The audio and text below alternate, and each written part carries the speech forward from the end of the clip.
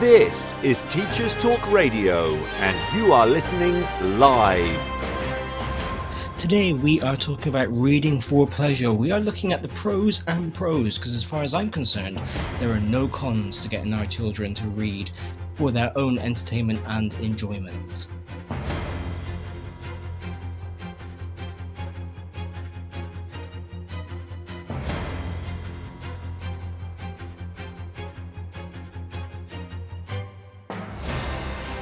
This is Teachers Talk Radio, and you are listening live.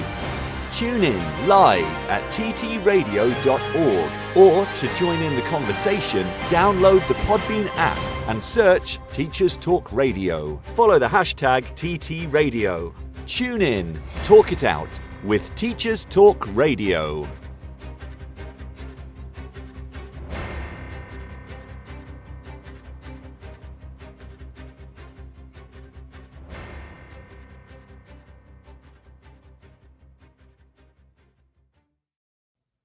Good morning. It is, what date even is it? It is Saturday the 12th of October 2024. You see, this is the problem. Now that I am virtual, I started my new job as a head of department in an online school at the beginning of this school year. I don't have to write the date on my board anymore. I would say that I don't have a board to write the date on, but that's not entirely true. I do, in fact, have a whiteboard here in the studio, where I suppose I could still write the date, couldn't I? It's one of those cool whiteboards that is also magnetic. So at the moment, it's actually covered in magnets, which doesn't leave a whole lot of room for writing the date on.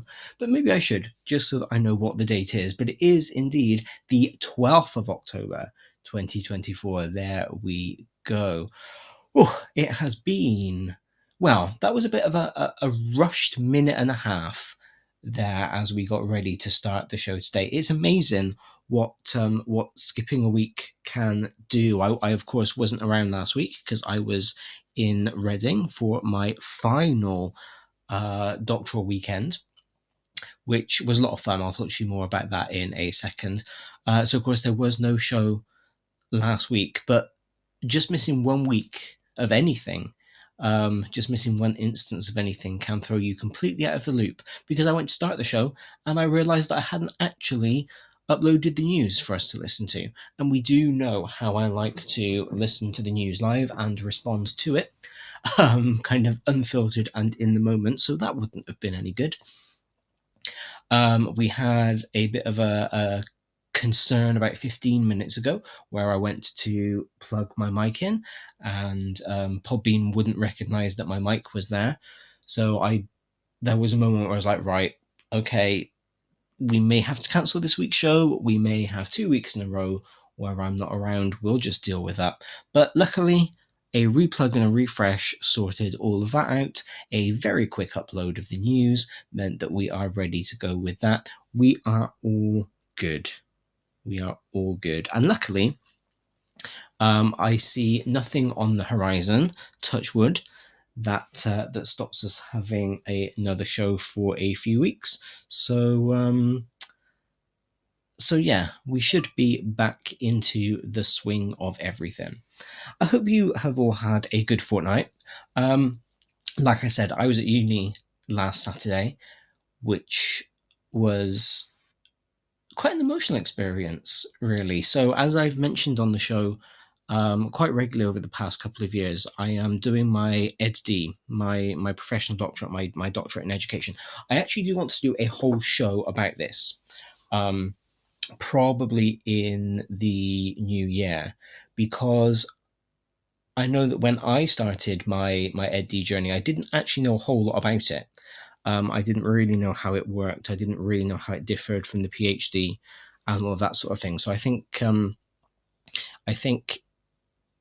I'm going to do a show. In fact, so I say in the new year. See, I'm just talking you through my show planning process, to be honest. I say in the new year because I do actually have all of my shows through to the end of this year planned out. But actually, I could bring it I could slot the Ed D show in, and then maybe take one of the slots that I've already planned and move that show to the new year. I'll have a think. I'll have a bit of a move around of my shows and see what we can do. But yeah, we had that. So just in brief, when you do your Doctorate of Education, it's in two sections. So when you do your PhD, you basically have 4, 6, 8 years to sit and write your thesis, and you kind of check in with your supervisor every however often you do that. But you are essentially on your own. With the EdD, because it's a professional doctorate, there is actually 2 years of learning first. So over the past 2 years, 3 times a year, I have made my way onto campus. I have met with my classmates, my cohort, who are a great group of teachers. Well, actually, to be fair, they are not all teachers, but we are all involved in education in some way. Brilliant people. And we've had lectures, well, not really lectures, seminars, I suppose, because there are only 7 of us in our cohort. It's a very tiny little group. And, we learn about all sorts of things. We've done a module on professionalism. That's a module that I'm just finishing up now. I've got the assignment due in a little over a month. There was a module on leadership. We've done a module on educational theory. All sorts of interesting stuff that we've discovered. So we've been doing that for the past 2 years. And as I've just mentioned, we have assignments and things that we hand in. We have to kind of pass these 2 years, pass all of the assignments that we do. And then once we have done that, touch wood we do, we make it on to what they call part B, the second half, which is then the thesis. So it's been really interesting. It's been really rewarding. But like I said, I'll do a show so that you can learn kind of more about it, just in case that is something that you are interested in pursuing. But that's where I was last week. We had our seminars. We had a presentation to do, which was graded. It counted towards part of our grade for this year. That was quite stressful, but it was fun. It's weird, isn't it? You would think as a teacher and as somebody who sits here and quite happily speaks to all of you every single Saturday morning, that doing a presentation shouldn't be stressful. It's what we do all the time. But I don't know, I suppose there was something about the fact that it was being graded as part of our assignment that added to that stress. But I didn't mind that. As you know, before I went into teaching, I was a performer in the West End, and I always said that having a few nerves before you go on stage made my performance better, because it meant that you weren't complacent about things. It meant that you could kind of ride that adrenaline and push it into the performance. And I think it was the same for last Saturday. I'm kind of glad that I was a little bit nervous about doing that presentation. We will see when we get the marks back for that assignment, whether in fact I am still glad about having those nerves. So that was my weekend last week. That's why I was not here with you. I was doing that. Then this week has been, for me, quite a nice one. It's been quite low key. I have done my teaching. I have worked on my assignment that is due. It's I kind of feel like we're finally getting into, or I'm finally getting into, the rhythm of this school year. I do think when you start a new job, it is always it always takes a bit of time, doesn't it, to find your footing, to find your rhythm. But I think I personally am now there. What I am finding quite interesting about my new position is that I don't get the holidays.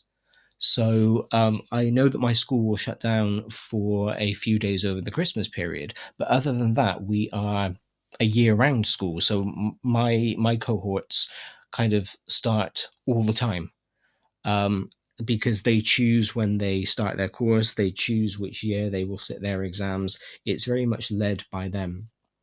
So, I'm seeing everybody getting ready for half term, everybody doing the countdown. And I'm thinking, I don't get that. But weirdly, and this is something that is showing me that I have made the right choice, at least for now, switching to the online school system. I don't feel like I need it. I think because there are a whole host of reasons. I think mostly it's because I'm setting pretty much my own schedule, kind of obviously in conjunction with my students. I talk to them about when they want their lessons.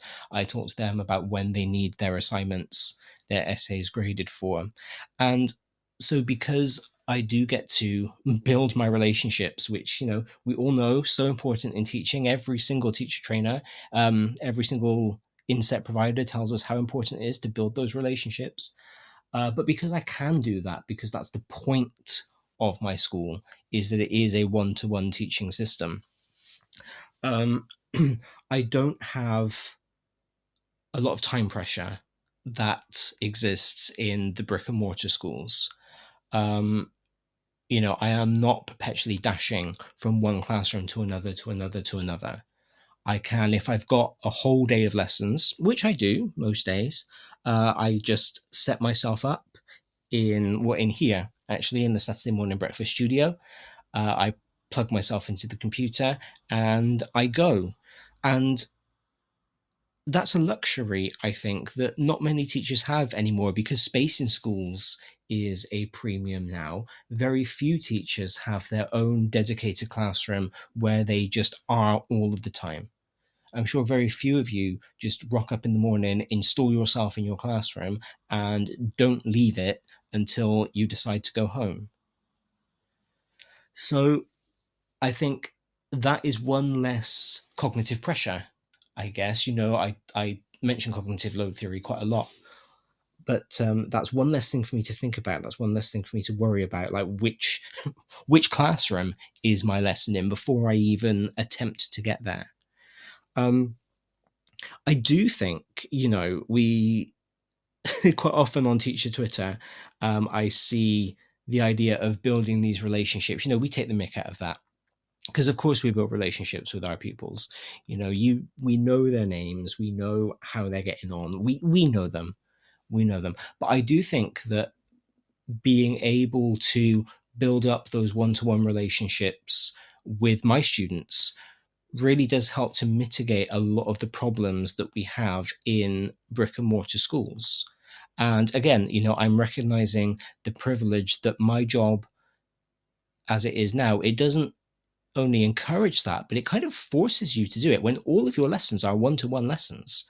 When every interaction that you have is a private interaction, almost like a tutoring interaction, I suppose, you can't help but to build up those relationships. And I think, in my subject area, in classics, in MFL, that's really important, because it does mean that even though I'm obviously following the curriculum, following what the exam boards need, I can very much differentiate, I can very much tailor my teaching to the individual person that I am teaching. And so I do feel like I am making sure that I'm avoiding problems kind of before they start. They always say in teacher training, particularly initial teacher training, they always tell you to anticipate questions and anticipate issues so that they don't arise. And then as somebody with an anxiety disorder, that's kind of just how my brain works anyway. Not only do I anticipate issues, I create issues in my head to solve. So I'm quite good at that. But I think when it's one-to-one, like my job is, that is so much easier. And also my school has a policy which I wasn't sure about at the beginning, but I now really appreciate it, where every interaction that we have with our young students, because not all of my pupils are, in inverted commas, school age. I do actually have a lot of adult learners who come to us to, because they want to do GCSE French, they want to do GCSE Latin, just as a hobby, as much as anything. But for our young learners, parents are copied into every single email that I send. So, every assignment that my pupils complete, once I've marked it, I write out my feedback, I send that email to my young person, but also to their parents. So their parents are kept in the loop constantly, which mitigates the need for reports and parents' evenings. What is realistically no extra effort, no extra time on my part, because I'm doing my marking anyway. And I've always marked excessively. So I have kind of no issue with the parents seeing my marking. So yeah, I feel like I'm in a good rhythm with my new job. And even though I'm not getting half term, I appreciate the fact that I don't feel like I need it. And I think that I am in a very privileged position where I was able to take this job. To be completely transparent, the downside of it is that it doesn't pay as much as being in a brick and mortar school. And so, that is something that I have to consider, particularly when I look at my career planning and all of that sort of thing. But right now, because I'm in a position where, I was able to take that pay cut and I'm fine, I'm going to kind of enjoy the fact that I've got these pros. I'm going to enjoy the fact that I'm not perpetually exhausted, but that I am still able to teach. And we'll just kind of see where it goes. So to those of you who are sitting there thinking that I'm a lucky so-and-so, unbroadcastable words, I'm sure, are running through your head right now. Please do know that I am still on your side. I am still very much advocating for teachers who are in brick and mortar schools, because what I think quite often happens is that those of us who are in different teaching situations, different settings, are often pitted against each other. We're seeing it in the UK right now, where there's always been a kind of state versus independent school rivalry. But now, with the introduction of VAT, or the enforcement of VAT on independent schools, on private schools, on fee-paying schools, that is amplifying, and there is more kind of anti-private education rhetoric going around. And I think that that's not something that should be happening. I think regardless of what setting we are in, regardless of whether we are in a brick and mortar school or an online school, regardless of whether you are private or state funded, we are all teachers. We all want the same thing. We all want what is best for our pupils. And I think it's really important that we advocate for each other, because we already know that so many people are against us anyway, without turning on each other. This show is brought to you in partnership with John Catt Educational, publishers of professional development books and resources that support great teaching and learning in schools around the world. Don't miss out. Level up your professional development today and visit johncattbookshop.com to explore the full range of titles. Use the code JCTTR2425 for 20% off your order. Happy reading. Introducing Reading Solutions UK.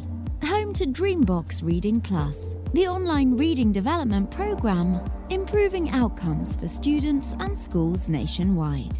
Create stronger readers in your school from Key Stage 2 to beyond GCSE, using Reading Plus's evidence-based adaptive technology. Reading Plus accurately assesses your students' skills gaps and places them on a personalised learning pathway, built to accelerate their strengths and improve on their areas for development. You can try the program with a free 4-week pilot today. Search Reading Solutions UK to find their website and request your free pilot today. Teachers, mark your calendars for BetUK 2025, the world's biggest EdTech event. Join over 30,000 educators at the Excel London from the 22nd to the 24th of January. Discover the latest EdTech innovations, network with peers and access hundreds of hours of CPD. Did we mention it's 100% free for educators? Whether you're looking for inspiration or practical tools to enhance your teaching, BETT has it all. Don't miss this opportunity to shape the future of education. Register today at uk.bettshow.com. That's uk.bettshow.com. This is Teachers Talk Radio, and this is Teachers Talk Radio News.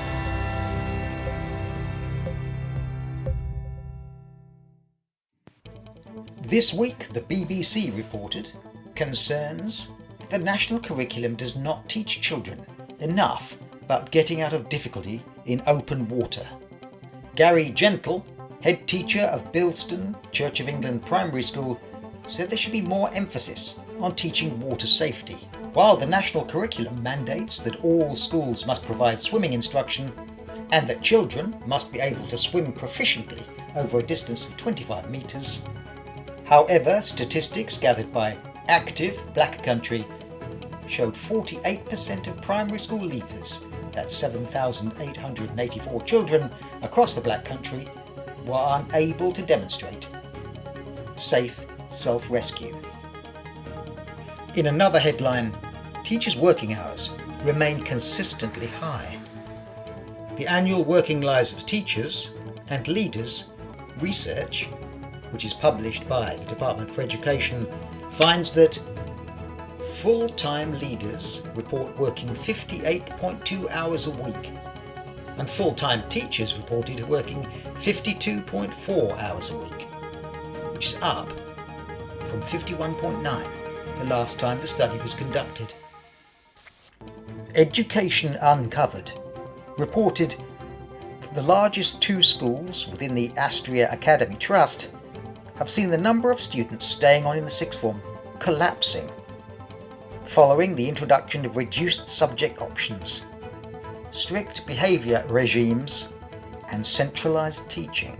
Long Sands and St Ivo Academies, both in Cambridgeshire, saw the number of students starting in the sixth form falling by a combined 40% from January 2019, in the year the Trust took them over, until January 24. Astria had implemented a number of changes on the basis of students' sixth form choices. While this may be the explanation for fewer students entering the sixth form, it seems clear that sixth form numbers have been on a downward trend since Astria arrived, and the Trust introduced tough new rules on behaviour, uniform and equipment following the arrival of Richard Tutt as Director of Secondary Education. Mr Tutt's leadership has also seen centralised teaching approaches put in place.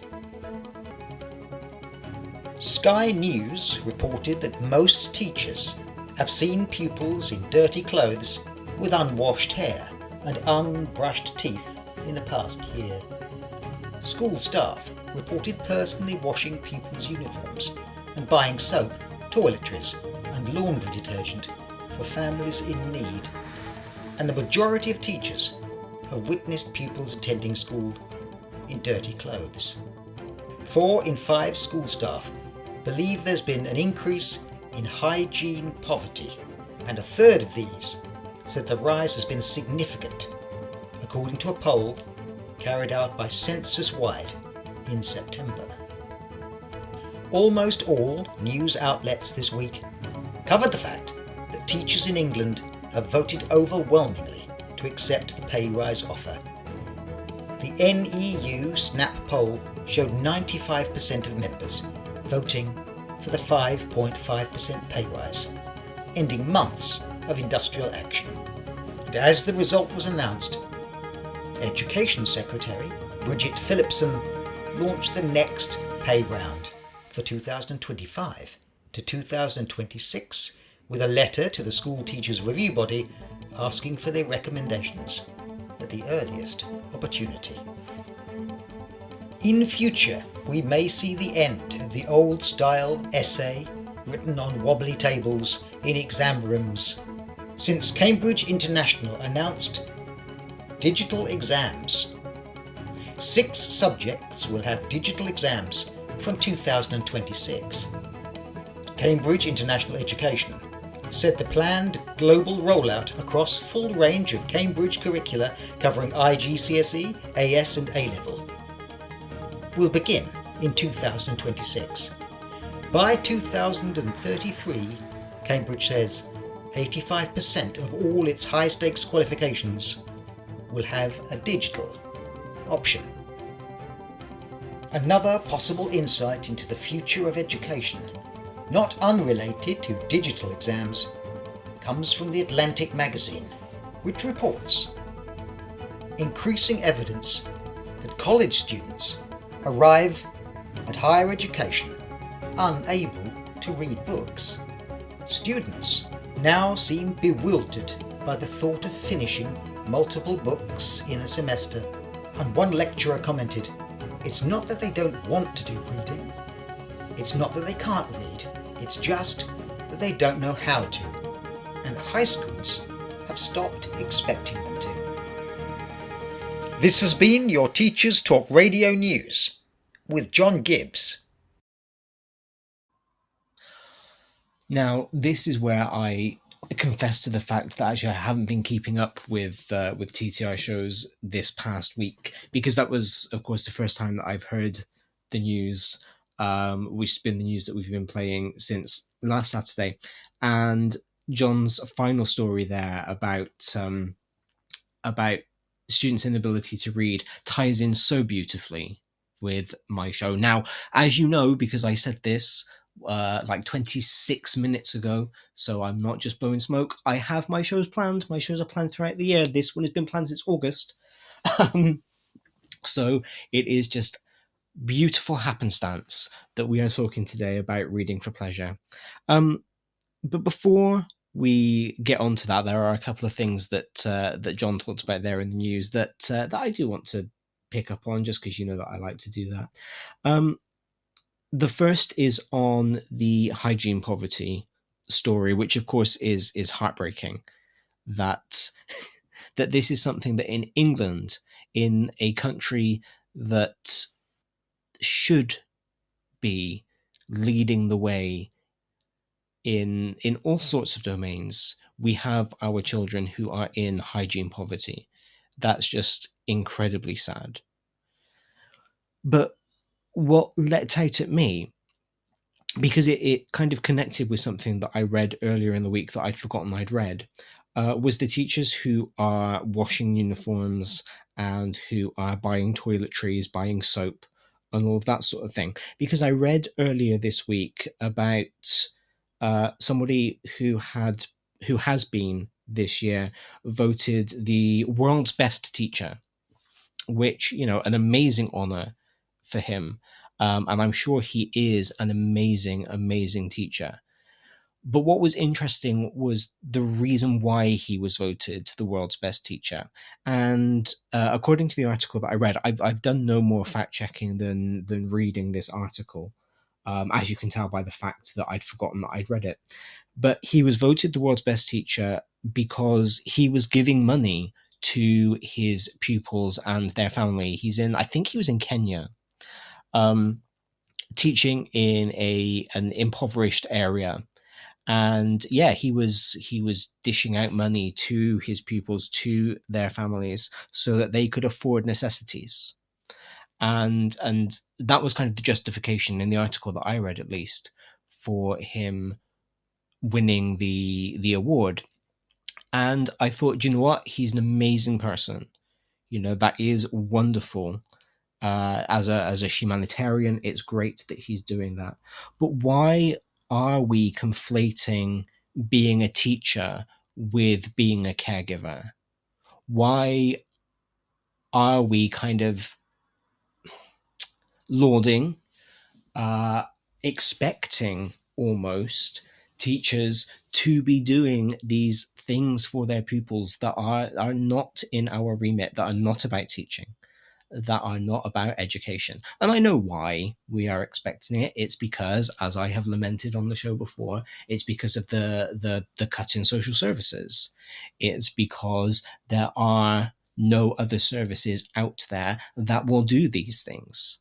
And as with all the caring professions, as with nursing, as with being a doctor, teaching attracts people who do care and who will go above and beyond for their pupils, because they don't want to see their pupils suffering. But at some point, we have to be teachers. At some point, we have to accept that schools cannot do everything. We as individual teachers cannot do everything. And the more we try, the more we kind of fill in the gaps, the less incentive there is for the higher ups to put these services back into place. And, I'm not saying that we should see our children suffering. I'm not saying that we should not do anything that is not related to the confines of our subject. But I am saying that the more we just accept that these sorts of things are normal, the more we go, oh, well, it's okay because, Mr. Smith, the year 4 teacher, will quite happily pop out to the supermarket on his lunchtime and will buy toothpaste for his kids. The more that becomes normalized, and the less the incentive is for the government to do something about it. So, Mr. Smith should absolutely make sure that his children are cared for, but at the same time, it's up to the rest of us to say, no, this is not appropriate. Mr. Smith did not become a teacher so that he could spend his own money on other people's children. There should be other things in place, other services in place to make sure that our children are not in these kinds of poverty. The other thing that occurred to me during John's news was the digital exams. Now, I am all for digital exams. I actually think they're a great idea. But what kind of struck me was the figure that by, 2033, 85% of exams would be online. So we are still only aiming in 9 years' time to have 85% of our exams being online. And that got me thinking about how fast the technological revolution has been and how slow education has been to keep up with it. I remember being, I don't even know how old I would have been, 8 years old, 9 years old, and kind of playing with a calculator. I'd watched something on TV. It was probably the Tomorrow People or something like that. And I had this calculator, and I remember playing with it as if it were a mobile phone, because that was something that I had seen on TV. And in the 30 years since then, we have gone from kind of imagining mobile phones being a thing to having them, to them shrinking so they were tiny. How many of my fellow millennials and above remember that companies were basically competing to see how small they could make phones in the early 2000s? Then we had the introduction of smartphones, and the phones got bigger again because the touchscreen had to become a thing. I remember touchscreen. I remember seeing my very first ever touchscreen. It was in a DIY store, and I don't even know why they had it. But again, this must have been mid-90s, and that was the best thing ever. And now, 30-something years later, it's quite normal, and the concept of pushing buttons seems quite strange. So we've had this really rapid revolution in our technology. The world has changed a lot, but education hasn't. We just haven't kept up with it. And I think, while it's great that the exam boards are saying, yes, we are going to start to move our exams online, because our children are growing up in an increasingly digital world and they need to be prepared for that. we actually don't know what technological advances are going to happen in the next 9 years. By the time 85% of exams are online, who knows what the technology is going to look like? So, I don't know. I feel like we need to move a bit faster. I feel like we're not keeping up.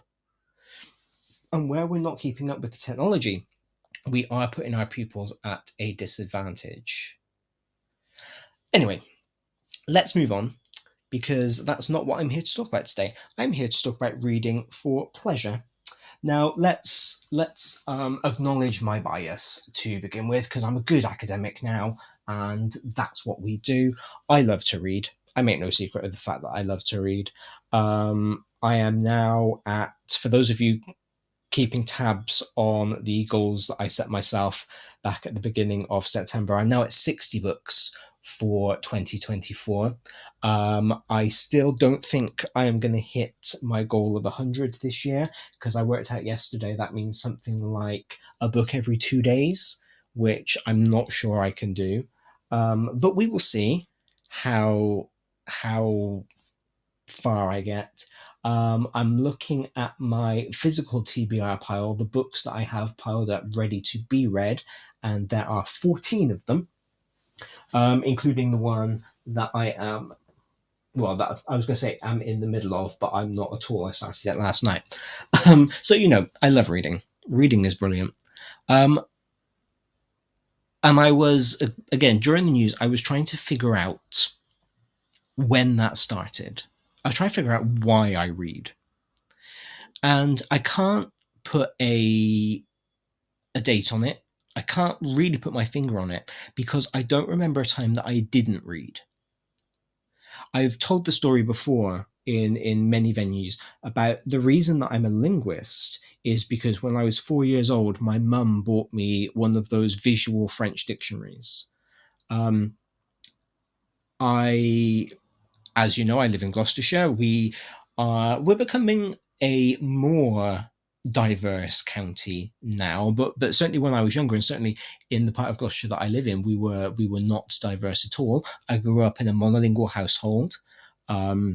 My parents don't speak another language. My grandparents don't speak another language. And yet I've been able to make my entire career out of language because of this book my mum gave me.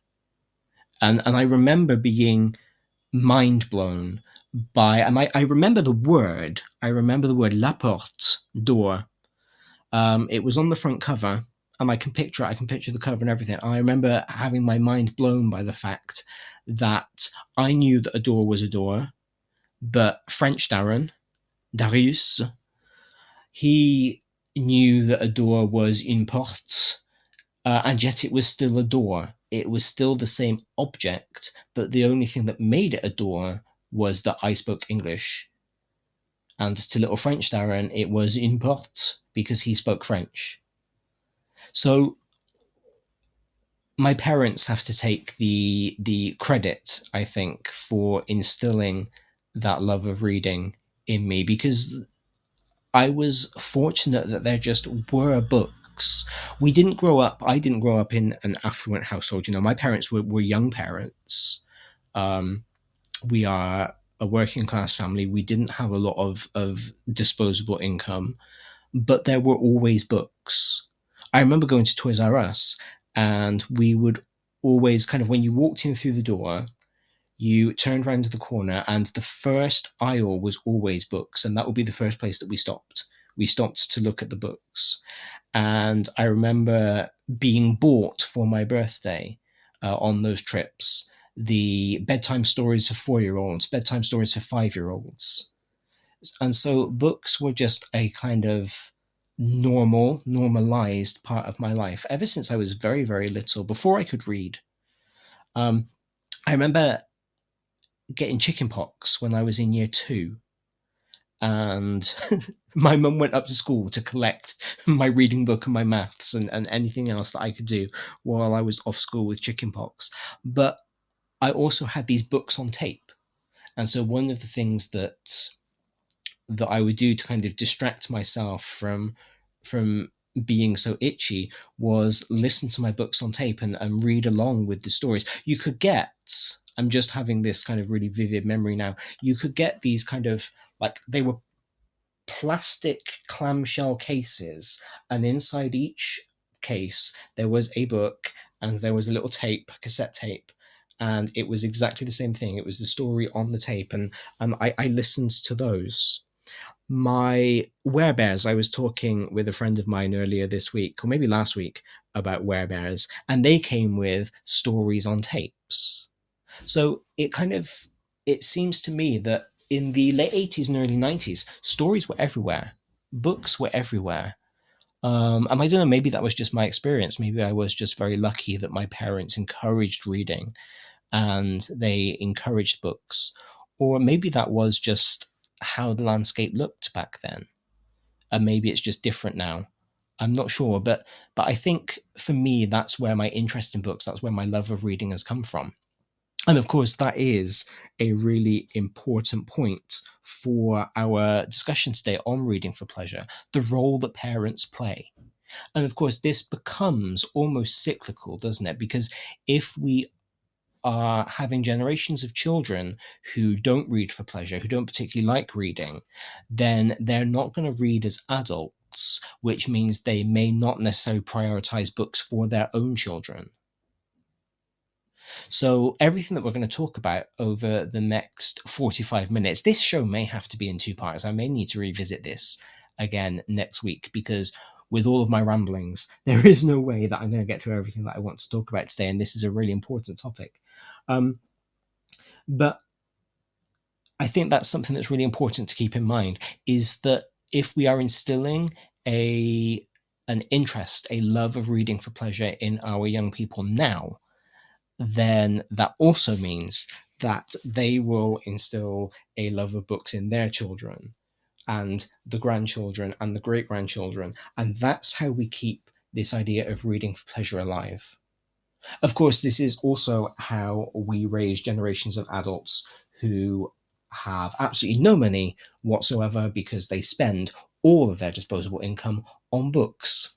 This show is brought to you in partnership with John Catt Educational, publishers of professional development books and resources that support great teaching and learning in schools around the world. Don't miss out. Level up your professional development today and visit johncattbookshop.com to explore the full range of titles. Use the code JCTTR2425 for 20% off your order.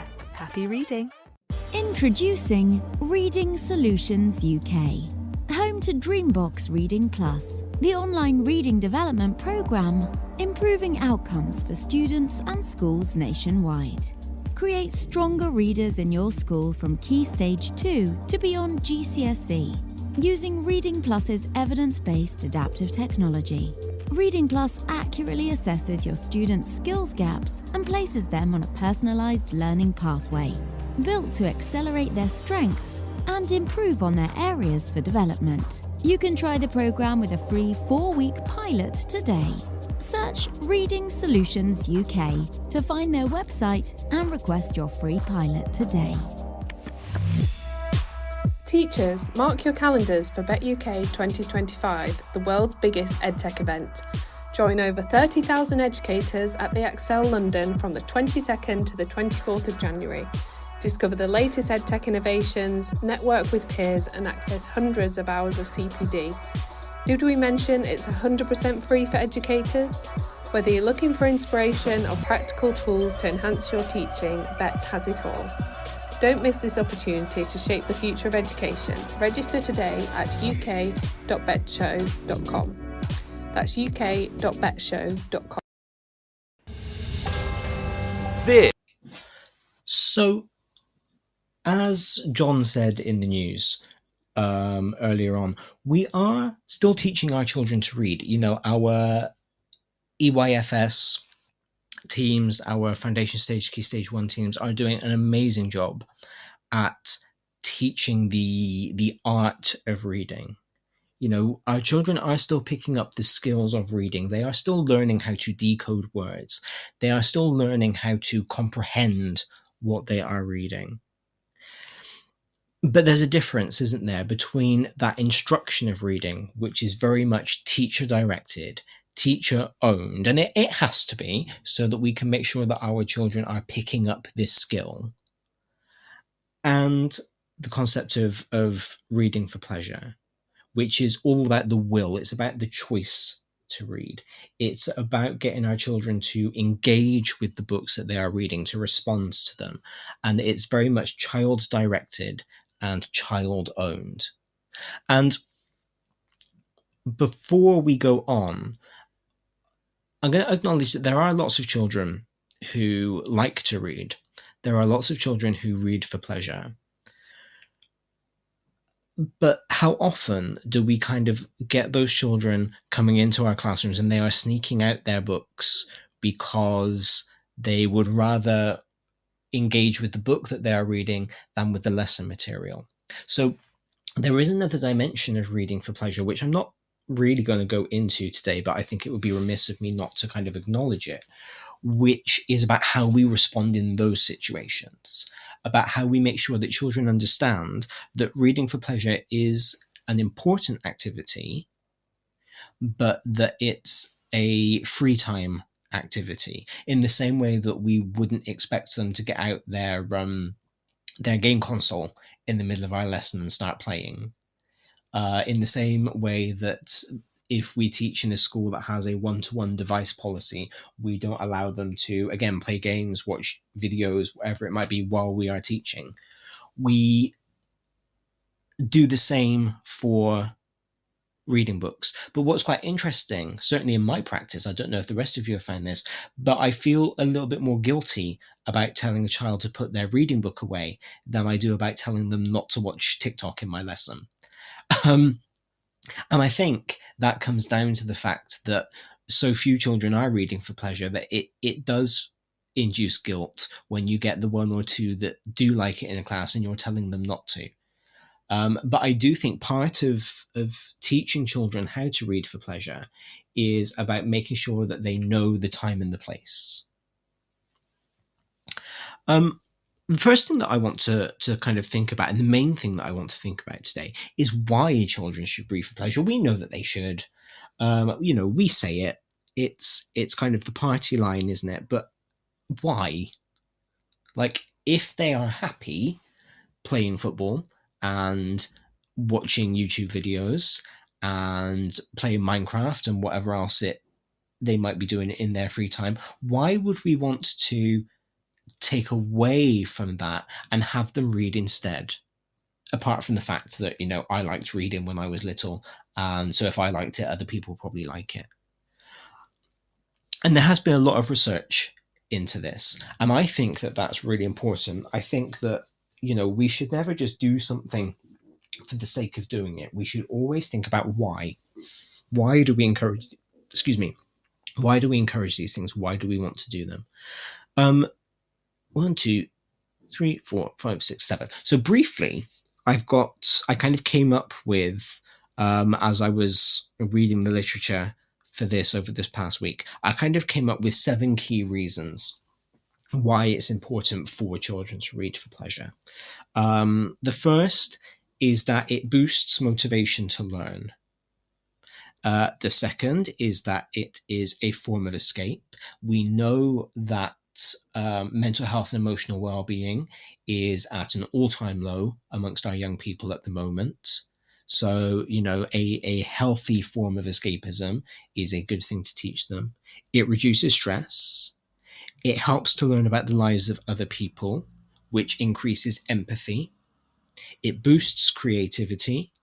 It boosts communication skills, and related to that, it increases vocabulary. So those are the kind of 7 key things that came out of the research that I've read this week as to why we should encourage children to read for pleasure. Now, of course, 2 of those, communication skills, increases vocabulary, important to me because I'm a language person. But of course, and again, acknowledging my bias as a language person here, language is everything. Language is how we communicate. It's how we learn about other people. It's how we communicate about ourselves. And so increasing language skills will help our young people to do that more efficiently and more accurately.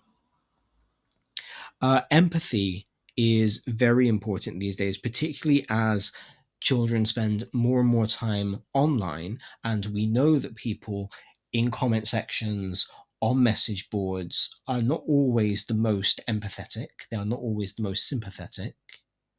And so anything that we can do to help increase empathy is a good thing. That reduction in stress is incredibly important, because we know that young people are feeling stressed. We know that young people are struggling. And, so all of these things tie together into what we want, which is to improve the emotional well-being of our young people as well as their educational outcomes. So the first paper that I turned to is quite an old one now. It's from 2012. It was published by the UK government, and it was called Research Evidence on Reading for Pleasure. It was a briefing. It was essentially a piece of desk research which looked over all of the evidence about reading for pleasure from domestic studies and those conducted abroad.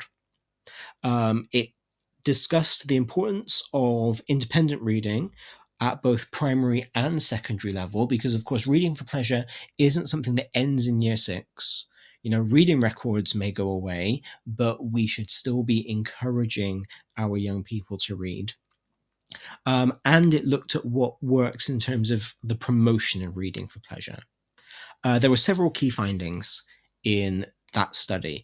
The first, and what I think is really, really important, is that reading enjoyment is more important for a child's educational success than socioeconomic status. So a child from a poorer background who enjoys reading for pleasure is more likely to succeed academically than a child from a wealthy background who does not read for pleasure.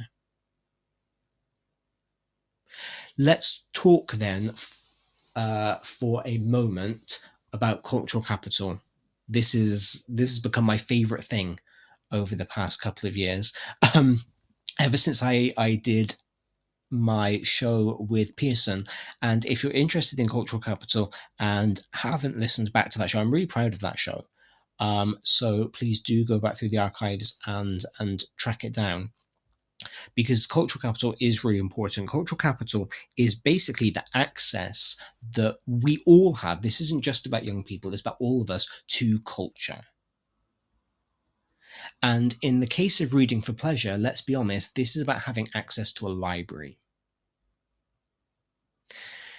We know, to the extent that it's a bit of a joke, I've noticed on teacher social media, that school libraries are underfunded and in many cases are being closed down so that schools can save money on hiring a librarian, and so that they have extra space for whatever it is they might need extra space for: an exam room, a timeout zone, a media center, whatever it may be. So even within schools, libraries are under threat. Then, of course, we have the underfunding of county libraries.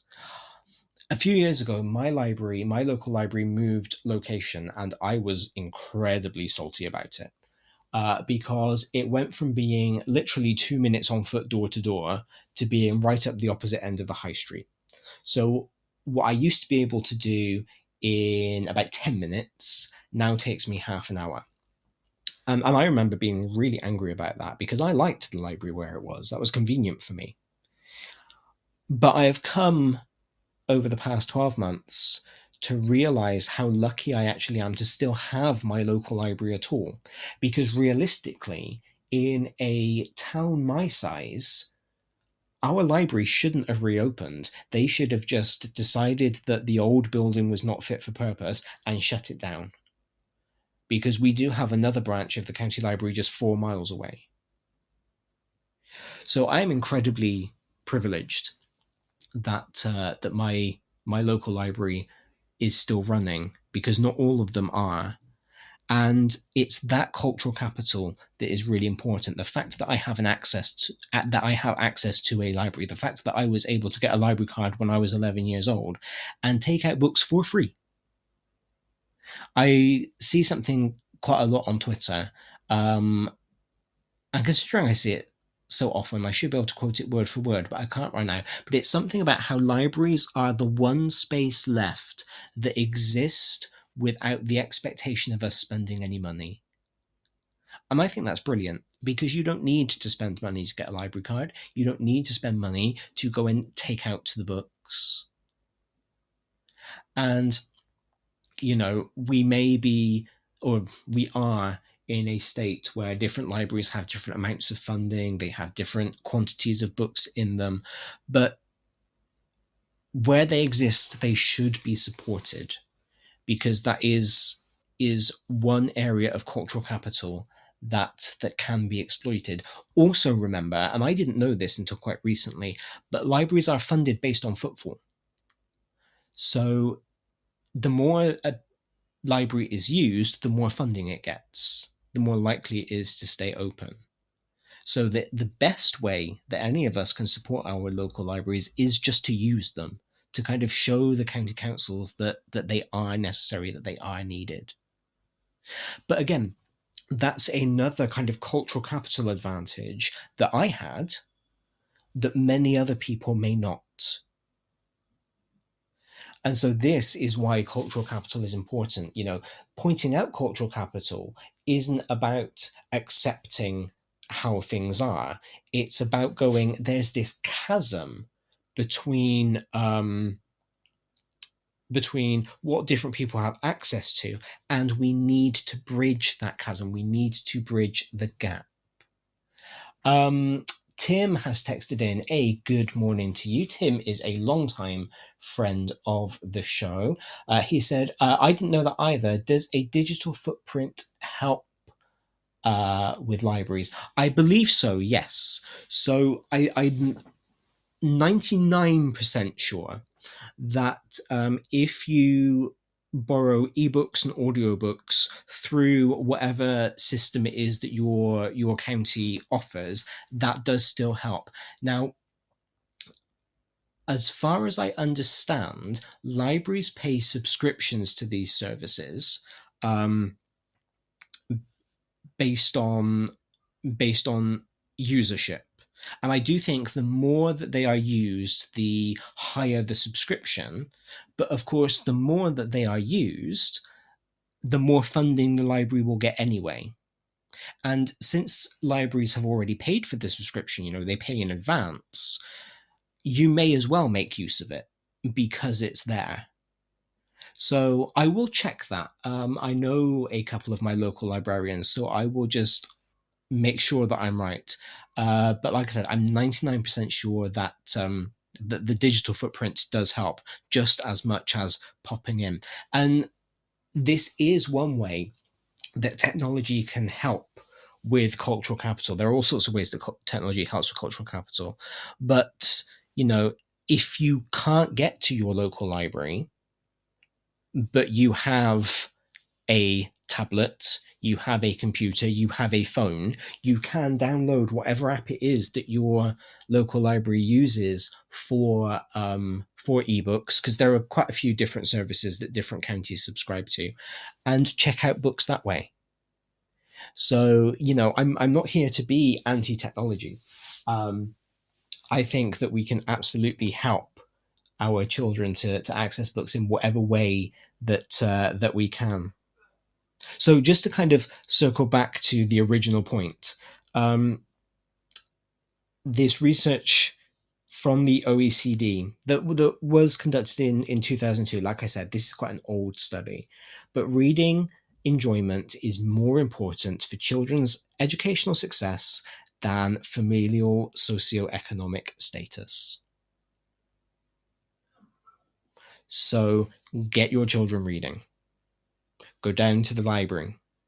Make a day of it if you can. Research by Clark in 2011. Now, Clark is very big in the research on reading for pleasure. But they surmised that there is a positive correlation between reading enjoyment and attainment. Now, this is a really difficult one, isn't it? Because actually, how do you encourage somebody to enjoy something? And this is kind of where reading for enjoyment as a theory falls apart a little bit, because we can encourage children to read, we can make them read, but we can't make them enjoy it.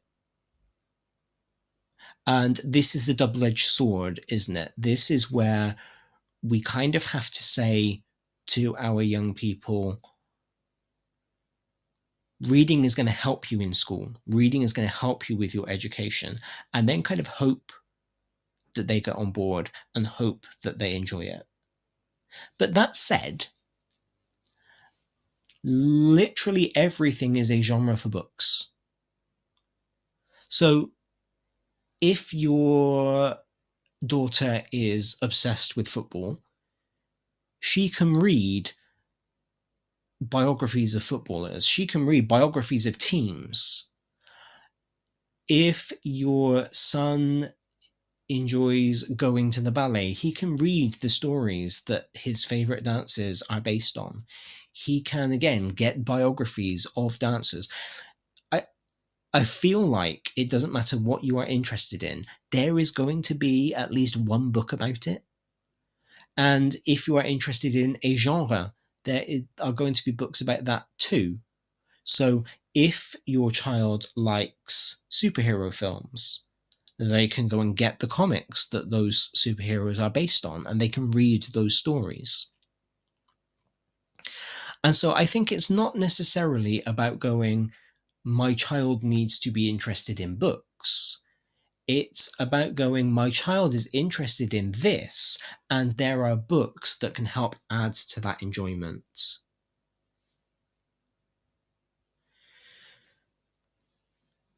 Surveys indicate that reading enjoyment declines with age, which is really, really sad. Now,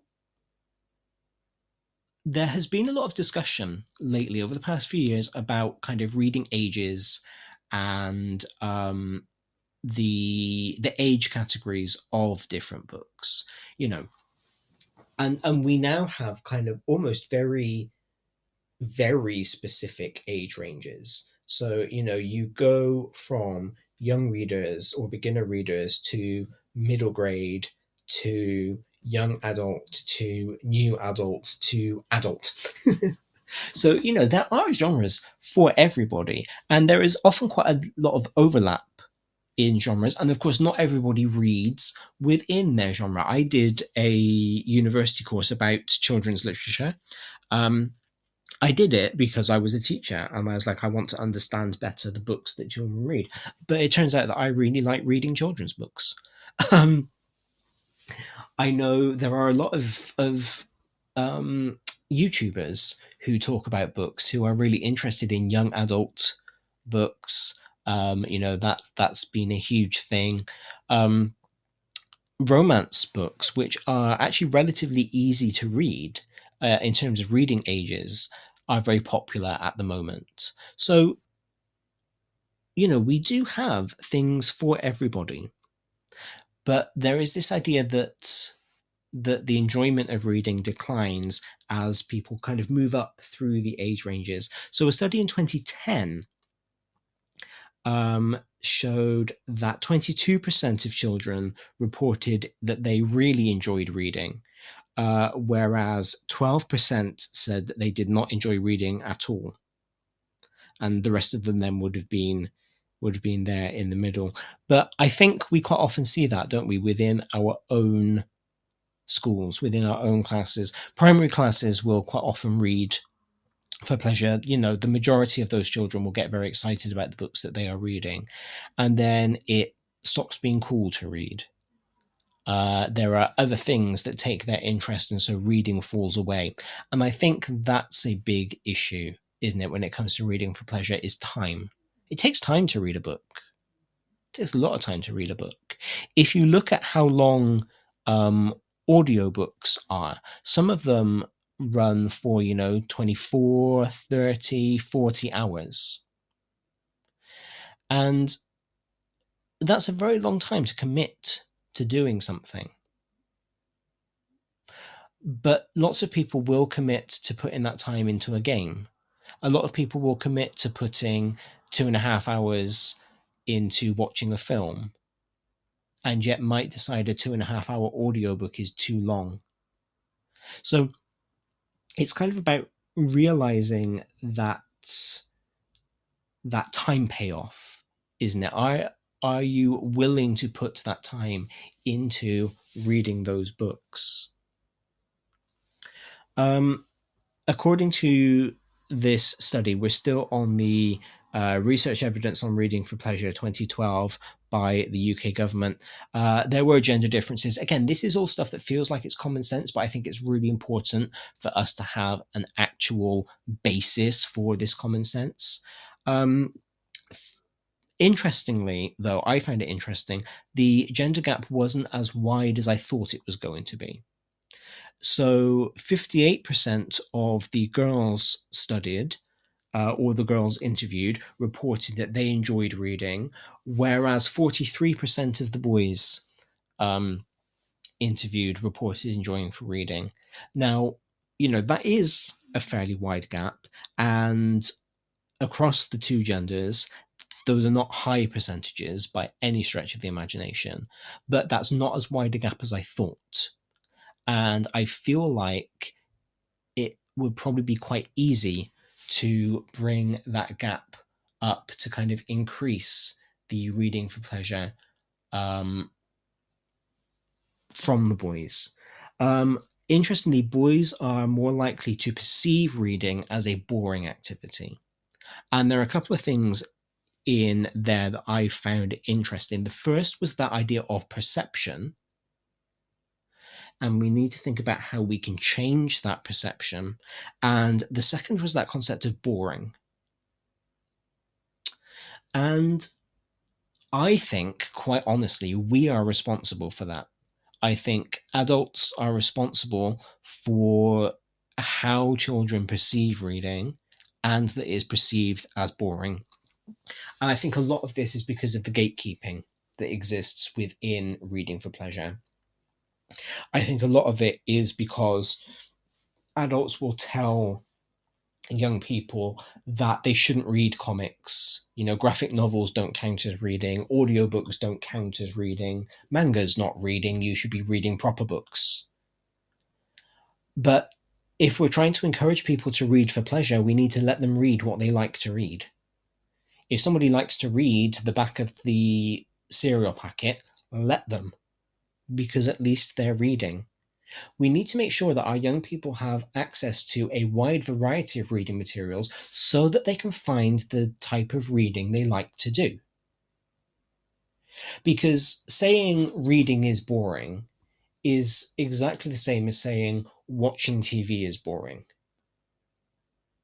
It might be that you just don't like watching murder mysteries, and that is all that this one channel that your TV is tuned to shows. But if you switch the channel, you might find a type of TV that you do enjoy. You might find that you like baking reality TV.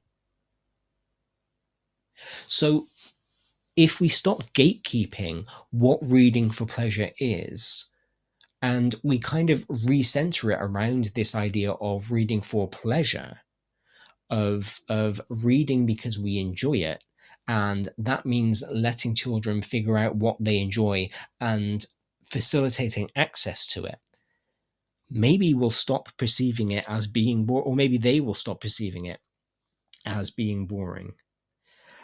Within this piece of research, they concluded that the promotion of reading for pleasure comes down to providing children with freedom to choose their reading material, which of course is not to say that we need to let our 5-year-olds read Stephen King. You know, we understand that there should be boundaries, but children get so little control in their lives, don't they? You know, they don't really get to choose what they eat.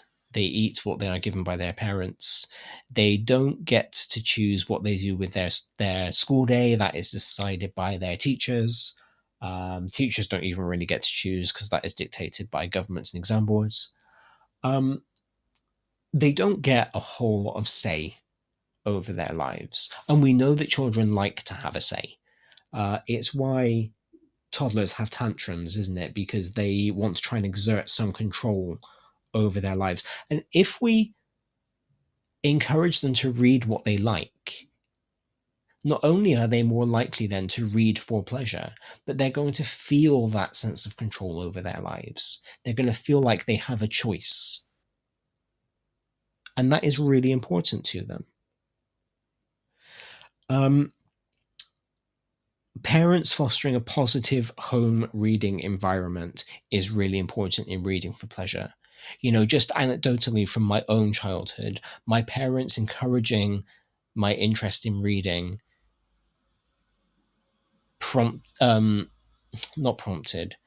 fostered, nurtured my love of reading. You know, my parents taking that time to prioritize books, do you remember those Partworks magazines? I loved those, where there would be like a new magazine every couple of weeks and they would all build together into one story. Do you remember book fairs at schools? They seem to still exist in the States, but in my almost 20 years as a teacher, I've never taken a class to a book fair. Because I don't think they exist in this country anymore. Do you remember things like Goosebumps and Animorphs, where for 4 or 5 years you would get a new installment of the book every single month? And, you know, it was they were kind of pulpy, weren't they? They were kind of like magazines in book form. But you had that hook, you had that series that you enjoyed, and even if that was the only book that you read each month, even if you just got your Goosebumps book every single month and that was the only thing you read, at least you were reading something. And now I understand that publishing has changed. I understand that model maybe doesn't make a profit anymore like it did again back in the late 90s, the early 2000s, but we haven't replaced it with anything. We've just kind of taken it away. So now, if children want to own books, the only kind of things they are left with are series that maybe have a year or 2 years in between each installment, and they may grow out of them before they get to the next one. We have standalones, which, you know, nothing wrong with a standalone, but I think children in general do like series. They like to become attached to characters and revisit those characters. And if we look at the things that have been successful, if we look at things like Diary of a Wimpy Kid, it's because there are lots of them that the children can access. They can just be in this world. And of course, they're very expensive. Reading is a very expensive hobby. And if you don't have access to the library, or if you are kind of relying on the library and kind of waiting for those next books to come in, you are not going to be able to get as many books as you could, because we don't have the $1.99, $2.99, $4.99 books anymore. And I think there's a gap in the market. If any publishers are listening, get in touch, because I write, you know, we could come to some kind of arrangement. But I think there is a gap in the market for something for children that gets them picking it up regularly, monthly, every 2 weeks, whatever it might be, and just kind of encourages them to take that 30 minutes before bed so that they can sit and they can read. This show is brought to you in partnership with John Catt Educational, publishers of professional development books and resources that support great teaching and learning in schools around the world. Don't miss out. Level up your professional development today and visit johncattbookshop.com to explore the full range of titles. Use the code JCTTR2425 for 20% off your order. Happy reading. Introducing Reading Solutions UK. Home to Dreambox Reading Plus, the online reading development programme, improving outcomes for students and schools nationwide. Create stronger readers in your school from Key Stage 2 to beyond GCSE, using Reading Plus's evidence-based adaptive technology. Reading Plus accurately assesses your students' skills gaps and places them on a personalised learning pathway, built to accelerate their strengths and improve on their areas for development. You can try the programme with a free 4-week pilot today. Search Reading Solutions UK to find their website and request your free pilot today. Teachers, mark your calendars for BetUK 2025, the world's biggest EdTech event. Join over 30,000 educators at the Excel London from the 22nd to the 24th of January. Discover the latest EdTech innovations, network with peers and access hundreds of hours of CPD. Did we mention it's 100% free for educators? Whether you're looking for inspiration or practical tools to enhance your teaching, BET has it all. Don't miss this opportunity to shape the future of education. Register today at uk.betshow.com. That's uk.betshow.com. So, in this study, again, we are still on research evidence on Reading for Pleasure 2012, published by the UK government. They did talk a little bit about online reading habits. Now, again, this particular study is 12 years old.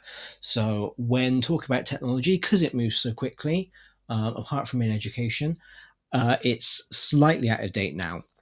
But they concluded that the impact of online reading on literacy is debated, which, to be fair, continues to be true. There is research that suggests those who read online perform well in literacy assessments, which kind of stands to reason, doesn't it? You know, if we are saying that the act of reading, the act of seeing words, the act of seeing language in action is beneficial, then it doesn't actually matter whether that's done on a screen or on a sheet of paper. However, there is research that indicates that excessive time spent on online reading can negatively affect reading achievement. So more research does need to be done in this domain. What I think is that there are a lot of benefits to reading online. I think that there are, particularly when we think about children with dyslexia, an online reading platform where the child can control the brightness of the screen, where the child can control the color of the paper, that can only benefit. You know, if we've got a child who needs a let's pick a color at random, a green overlay for their reading book, we can absolutely provide them with a green overlay for their reading book, or they can read online, they can change the background of the document to green, and they can access their book. So I think particularly for children who struggle to read on stark white paper, online reading can be a real boon. I also think that children like being online. And again, if they are reading online, we should encourage that. Because isn't it, if the choice is between reading online and not reading at all, isn't it better that they are reading online? And again, I think a lot of this comes down to us as adults gatekeeping what and how children read. This kind of smacks of, oh, it's a comic, so it doesn't count as reading. Of course it does. Of course it does. Reading the comment section counts as reading. Now, the caveat to that is the fact that the language that is used online is not always accurate. And I've noticed this within myself. Oh, excuse me. I'm a linguist. Studying language is what I do. I like to think that I'm quite good at English. But if I've spent a lot of time kind of reading a forum, and I then sit down to try and write something, I do find myself second guessing a lot of my own spelling and grammar. Because a lot of the language that, a lot of the language that is used online is not accurate.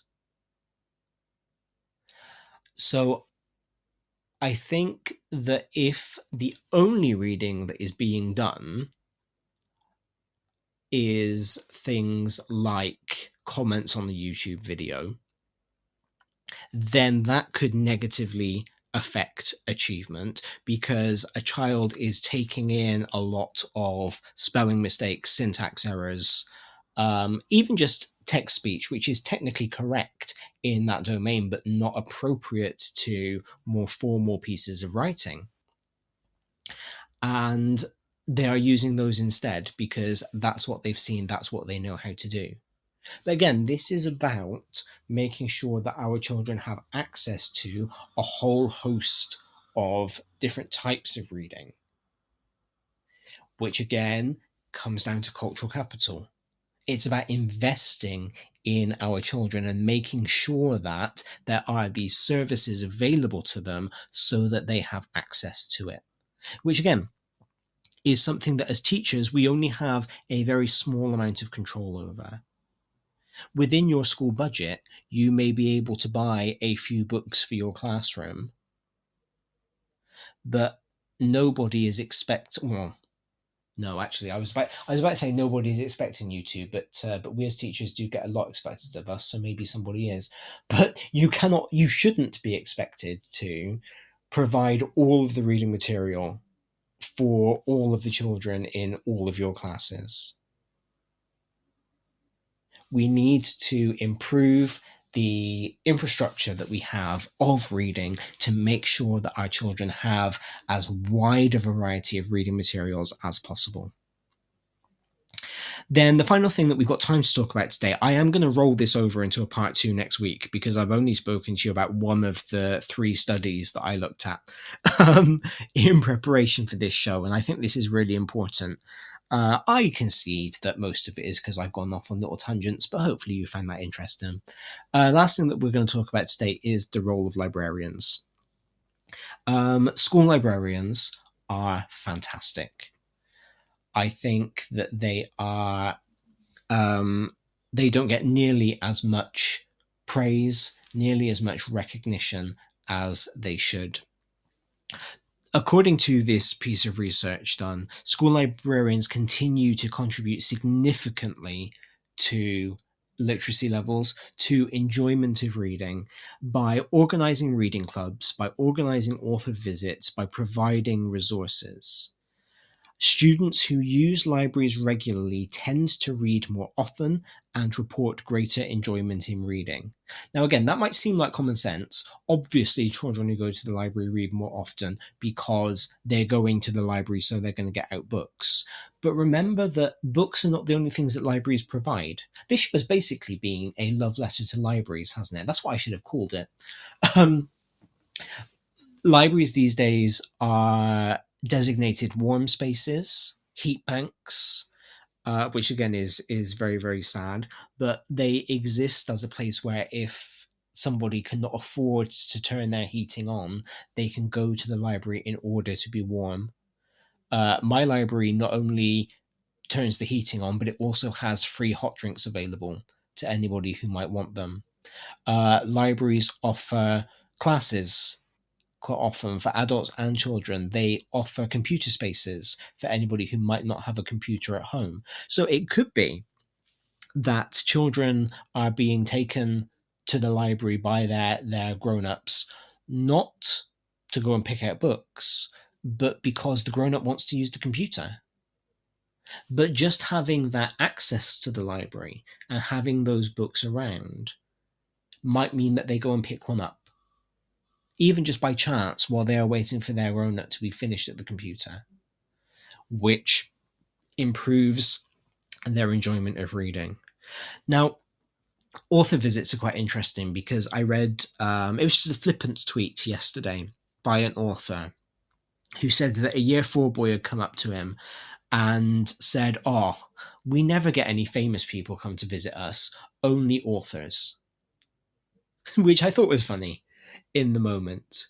But then I also thought about how children view authors.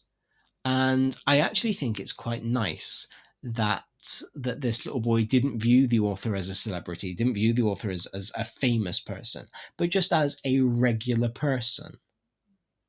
Because I think that's really important.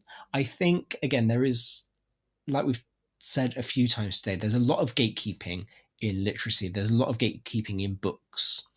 And I think that if we can show children that authors are just regular people, then it might take some of the fear away from books. It might take some of the intimidation out of books and show them that books are for them, that books are for everybody.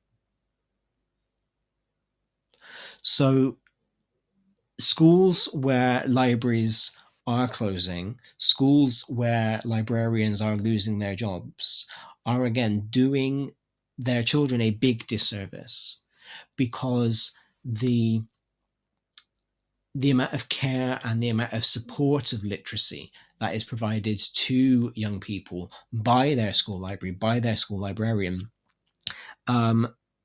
is astounding. And it really does kind of underpin everything that we do. On that note, I think we will leave it for today. I will be back with part 2 next week. So I do want to talk to you about the other couple of things that I read about this week on Reading for Pleasure. I should have known that I wouldn't be able to do this in just one show. But I do hope, as always, that you found today interesting. I hope that it's given you a few things to think about. And I hope that you will find some time in the week to visit your local library or your local bookshop or whatever it might be, and do a bit of reading for pleasure yourselves, because as the grown-ups in the lives of these children, one of the things that we have to do is model positive behaviours, and modelling how we read for pleasure is one of the best ways to do that. I am the only show today, I do believe. So like I've already said, please do, if you find yourself at a bit of a loose end, if you're missing TTI this afternoon, do go back through the archives, not just of Saturday Morning Breakfast, but of everything, because we've got so many years worth of amazing shows that you can listen to. This is something that I will be doing this afternoon, is catching up on the shows that I've missed this week. We are back tomorrow, I do believe. I think there are 3 shows happening tomorrow, so do tune in for those. And if I don't see you in the comment section of any of the shows in the week, I will see you next Saturday for our joint breakfast once again. Thank you very much, and goodbye. You've been listening to Teachers Talk Radio. Tune in live and listen back at ttradio.org.